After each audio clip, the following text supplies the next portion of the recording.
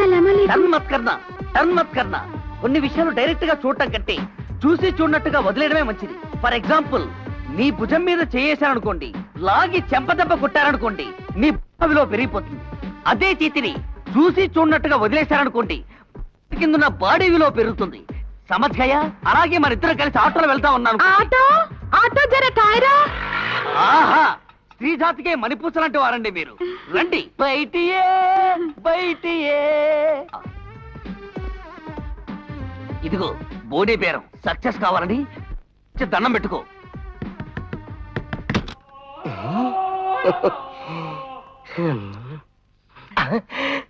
ఎవరి ముసుగు? క్యాండిడేటా? ప్యాకెట్ లో ఫుల్ కవర్ చేస్తే ఎలా వస్తుంది ఆ ఫేసు? బట్టర్ మిల్క్ వచ్చి స్టీల్ గ్లాస్ దాచినట్టు వృత్తిలోకి వచ్చి ఫేస్ దాచుకుంటే ఎలాగమ్మా? Show your face. నా మొగుడికి నా మొహం చూపించను, బోడి వీడికి ఏంటి చూపించేది? ఈ అమ్మాయి పెళ్ళైనా కన్నే సార్. పెళ్ళైన తర్వాత కన్నే అంటే? అవును సార్, ఈ అమ్మాయి మొగుడు చూడు పిన్నమ్మా పాడు పిల్లడు ఆ టైపు సార్. అందుకే ఒకసారి ఫేస్ చూపించుకుంటున్నాను. ఆకలేసే టైంలో అన్నం ఇంపార్టెంట్ కానీ ఆకిలా ఉంటే మనకెందుకు సార్? ఈ సామెత అడుక్కు తినేవాడు చెప్పు, నాలా కొనుక్కు తినేవాడు కాదు. ఫేస్ చూడకుండా ఫిగరు చూడకుండా ఫ్లవర్ కొనడానికి నేనేమన్నా ఎర్రి పప్పరం అనుకుంటావా? అయినా గోదాట్లో ఈదుతూ గౌన్ తెలిసిపోతా అనుకోవటం అమాయకత్వమా? అంటే అందుకే ఫేస్ ఒకసారి చూపించమను, బాగుంటే మ్యాటర్ సెటిల్ చేసుకుందాం. ఎక్స్క్యూజ్ మీ మేడం, అప్పుడప్పుడు తాండ్రలా పరువు ప్రతిష్టలకు సంబంధించిన విషయం, ఒక్కసారి ఫేస్ చూపించండి. నా పెళ్ళాం సార్,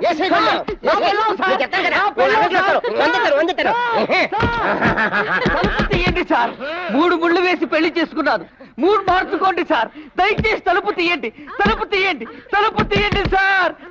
అయ్యో, వాడు నా పెళ్ళాన్ని లోపలికి తీసుకెళ్ళి ఏమేమి చేస్తున్నాడో పెళ్ళైన కొత్తలో నేను కూడా ఏమి చేసి ఎరుగనే.